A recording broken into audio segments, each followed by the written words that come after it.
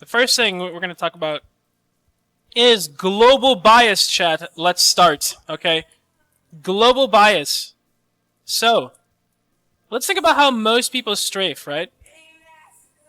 They go like this, yeah?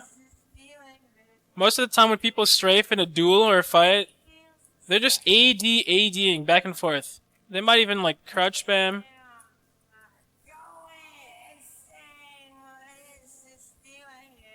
Let's say you start here and then you strafe to out here. Okay? You're strafing back and forth like this. Right? Here's the problem. When you're right here, the enemy crosshair is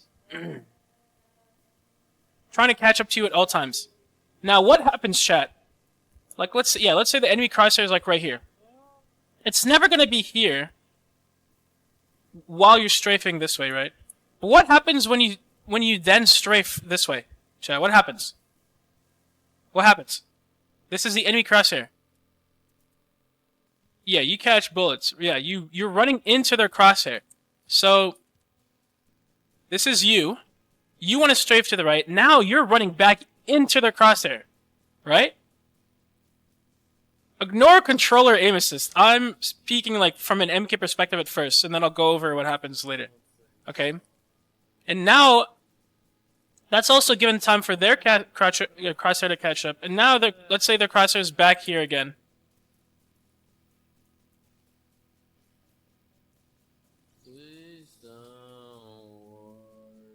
Now you're over here. And again, what happens when you want to strafe back left?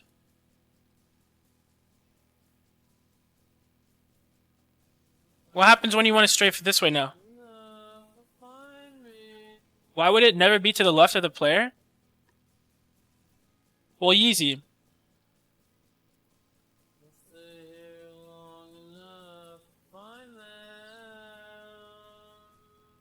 If this person's strafing like this, or let's say they start here, and you're trying to catch up to them, right? They start strafing this way, and your crosshair is slightly behind them, like you're trying to catch up to them. They're moving left. Why would your crosshair be to their left? It's on a delay. It's going to be to their right. So your crosshair is always trying to catch up to whoever you're tracking, because you're on a delay. You're trying to track them. So, but the important part I'm trying to get y'all to understand is every time you strafe back the other way, you are strafing into their crosshair. So we want to mitigate that as much as possible. And the other thing is, because you're not actually moving very far from where you started, they can under-aim. A really good aimer is never going to they're never actually going to have to aim this far or move their crosshair this far. Why? It's because if they just leave their crosshair right here and right here, then it actually looks a lot shorter. And now this means they have to do a lot less aiming. So we want to prevent this. We want to prevent having to do this, and then, because again, every time we strafe back the other way, we run it into their bullets, and also they can under-aim. So how do we do that? We do this thing called global bias. We add global bias, and what that means is basically that you are strafing more in one direction than the other. Is it possible to overcorrect and aim past their... Yeah, but that's once they're like they start strafing back the other way.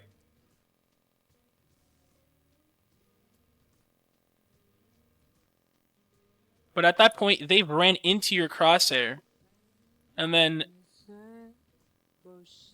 yeah, the cycle repeats. So instead, what you can do to mitigate the amount of times that you run back into their crosshair is to add global bias. But you don't want to just strafe in one direction, right? You don't want to just do this every single time.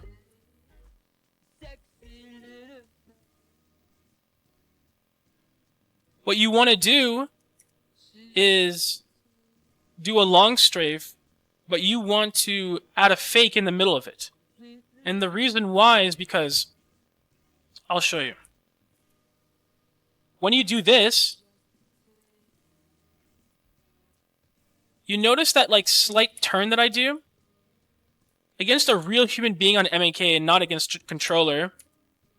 That animation where I'm like, every time I do this little fake, it makes it seem like my character is going to start strafing back the other way. And again, against a real human being that's going to dupe them. They notice that the animation on your character is facing the other way, they're going to assume you're going to start strafing back that other way. But instead, you start strafing, you keep strafing in the same direction. So you dupe them. It's just a pump fake, basically. And then you keep strafing in that same direction. Now, against a controller player, this has marginal benefits, of course. But it's still marginally better than doing this. It is 100% still marginally better than doing this.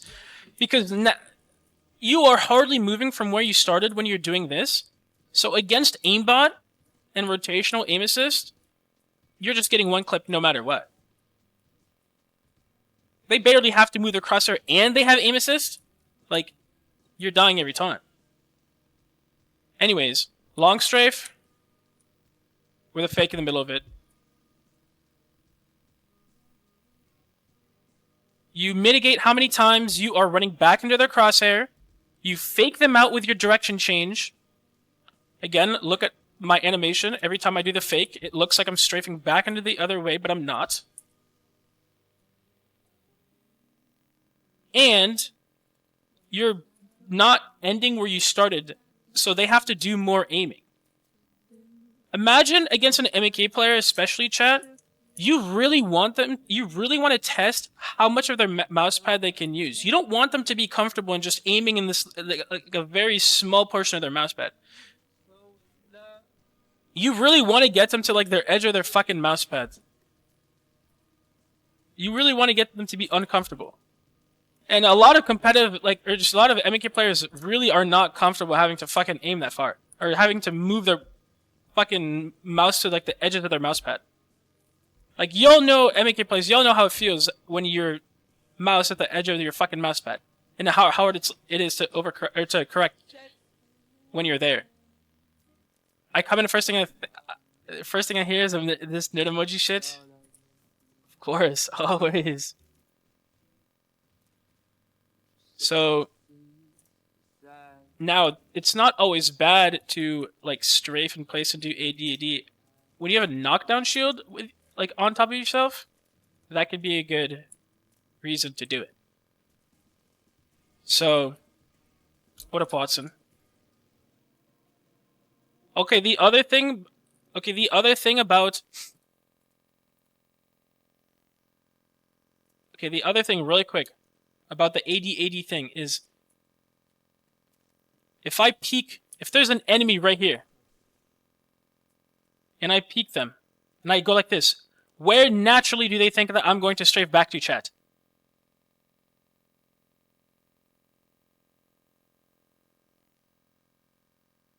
What up, Emil? Oh, yeah, okay, they naturally think I'm going to because that's just how, like, human psyche works. We want to hug cover, we want to be safe, right? Yeah, okay. What if I just don't do that? You can't always do that, don't get me wrong. Sometimes you can do a diagonal and so you don't fully expose yourself to do that, but... Yeah, what if I just don't do that? Then you get beamed? Not necessarily. If they expect me to strafe back into cover, can't I also get beamed? Don't I usually just get beamed too? Because I'm just predictable? Isn't that what 99.9% of players do? They just strafe back into the cover? What if I'm playing bang or have movement speed? Anyways. What if you just don't strafe? Well, yeah. I mean, that's an example. Bro, what the fuck, man?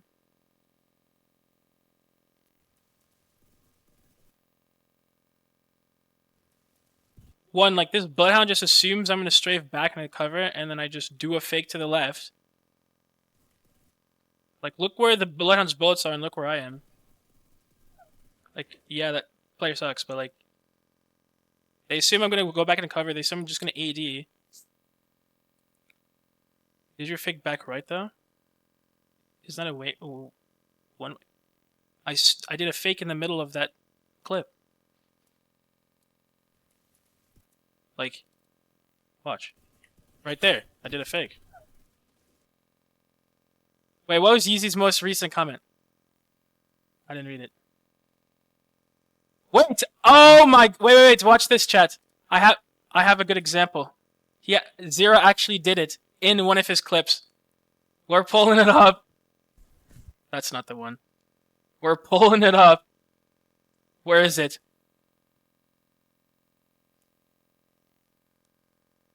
No, Jamong is so right. That's my boy.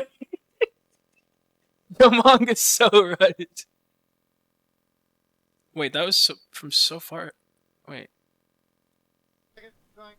It's this one. It's this one. I've gone over this actually on stream before. DZ ass, yeah.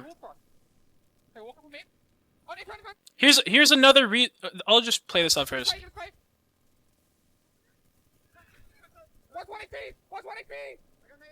Like, he's not necessarily getting shot here, but another reason why bias strafing is good, especially on entry fraggers, is that... Watch. Okay. Let me go back. All three of Dark Zero are, like, stacked up on each other here, right? And obviously, you never want to be stacked on top of each other. If you're all stacked on top of each other, and someone's trying to shoot at you, and they miss you, well, their bullets are just going to hit your teammates, right? If they miss you, they're just going to hit your teammates because you're on top of each other. But if you have one person do a long strafe with like a fake further out, now you don't run into that problem. And if the enemy wants to switch targets, they have to move their crosshair even further. No, Jamong is actually I'm about to mod Jamong, honestly. But you guys get what I'm saying here? But if you're all ADing in place and you're stacking up each other, well, you're all just gonna hit each other. Yeah, no shit, Yeezy. This was an impromptu lesson. I don't have a fucking second person to do with. So, you can watch here what Zero does. See, they're all stacking each other, but he does the bang with the movement speed. He does a long strafe. See, these guys are missing on him, first of all, because they think he's going to strafe back to the left. But now, also, the attention is, like, split. Like, his teammates are over here, and now he's all the way over here. If they want to switch targets, they have to move their crosshair a lot further. And then he does a little mirror here because, well, this guy caught him off guard, and also... Yeah, he had to, like, turn around, so he was in a really uncomfortable position. Yeah, one way is with fakes. It's just keep it simple. Just have that, you know? Isn't a long strafe out in the open also a bit risky? No, but I just explained that it's, like, contextual. Sometimes strafing back the way you just came from over and over is just as risky because it's predictable and also you're stacking on top of your teammates, so you're going to die anyways. But as an entry fragger, there's sometimes moments where you want to take the attention away from your teammates and not be stacked up on each other. And it's a long strafe with a fake accomplishes that. So, no, it's not always true that strafing out in the open is bad because, yeah, you don't want to stack up on your teammates or else the enemy is just naturally going to hit you guys even if they miss. And then also, it could be predictable. It's you strafing back into the cover.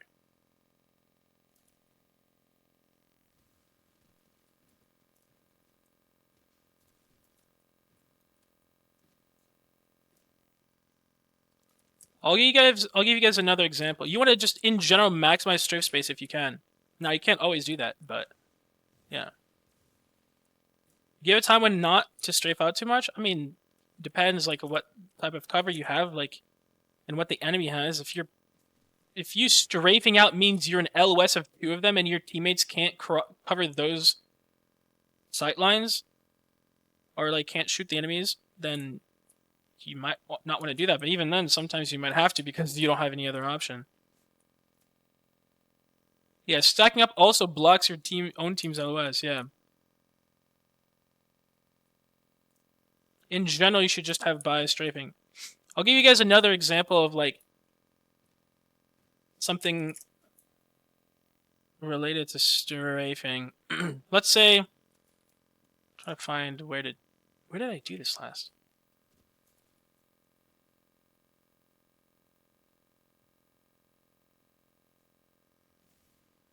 Where did I do it?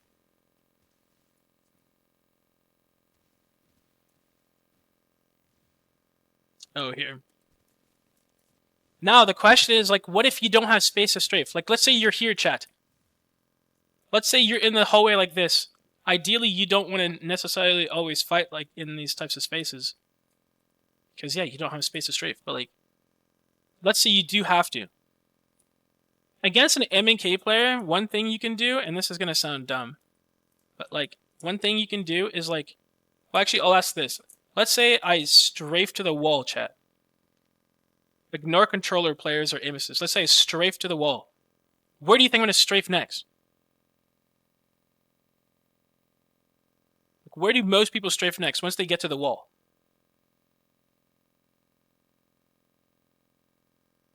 Through the wall, exactly. No, but yeah, you're gonna like most people expect you to strafe away from the wall, right? One thing you can do against M&K players is literally just stay on the wall because they assume you're going to start strafing away, and you just stay on the wall. That doesn't work against controller. Don't get me wrong. But another thing you could do that's not as I don't know, barbaric as that is the wall dodge was way better before the controller takeover. Yeah, it literally worked. Like, Watson can attest to that. The other thing you can do is you can do a little fake away from the wall. So instead of strafing all the way out from it, you could do like a and then just go back to it like that. Almost, yeah. Fucking control players have completely ruined everything. You cannot do this against control players. But, unfortunately. What's up, Vosky? But the one thing you can do against a controller player in this regard, against really anyone, you should do is, if you ever have to, and this is niche, but like, you like start at the fucking start at the wall. Don't fucking start the fight like in the middle of the hallway, because now you don't have a lot of space to strafe. But if you start like on the sides, then you can maximize the space you have to strafe. So if I start here and I do like a fake with a long strafe to the other side, well, I maximize the space I have to strafe. But if I start in the middle and I strafe like this, well, I'm only using half of the hallway. And then naturally you don't have many options once you get to the wall. But even when I get to the middle of the hallway, I have options here, at least more options. I mean, yeah, you're just gonna do that, all that to get one clip by a control player. Don't get me wrong, chat. You're still getting shit on. But against M&K players, this stuff works, I swear. Don't get me wrong. But like I said, it's still marginally better against control players anyways. Because fucking ADing in place is not gonna get you to dodge anything against a control player either. I talked about jumping the other day. I think I'm going to upload it to YouTube. I was just busy this weekend, so I couldn't, but yeah.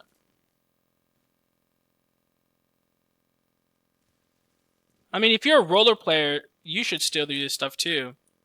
It's still marginally better than otherwise, for sure.